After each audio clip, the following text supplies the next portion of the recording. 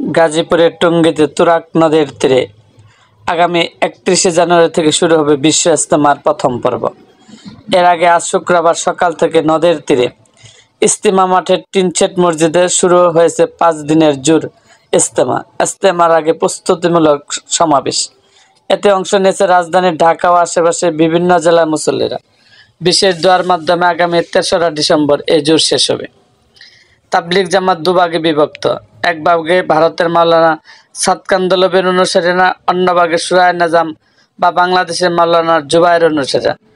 তাদের মধ্যে বিবদমান বিরোধের কারণে এবারও বিশ্ব ইজতেমা অনুষ্ঠিত হবে আলাদাভাবে। প্রথম পর্বে 31শে জানুয়ারি থেকে 2রা ফেব্রুয়ারি জুবায়ের অনুসারী ইজতেমা করবেন।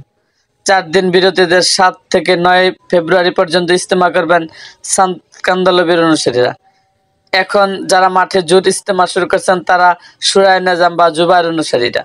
তাবলিগ জামাতের সাথীরা জানান, প্রতি বছর ইজতেমার পূর্ব প্রস্তুতি হিসাবে তুরাগ তীরের ইজতেমা মাঠে 5 দিনের জোর অনুষ্ঠিত হয়।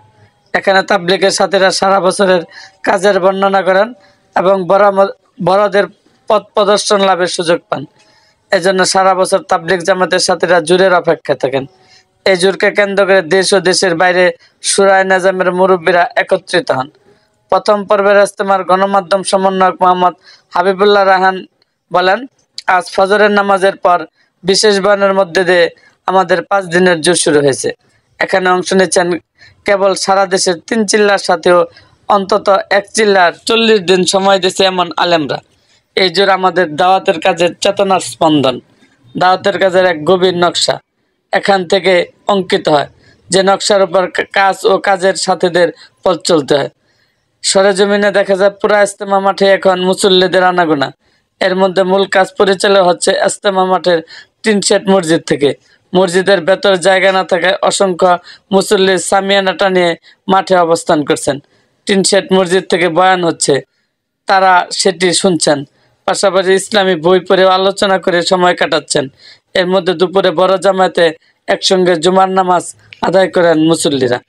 এরকম আরও ভিডিও পেতে এবং রাজনৈতিক অঙ্গনের নানা ঘটনা ও ইতিহাস জানতে আমাদের মুক্তাগাছার ইতিহাস মিডিয়া ইউটিউব চ্যানেলটিকে সাবস্ক্রাইব করুন এবং পাশে থাকা বেল আইকনটি বাজিয়ে দিন।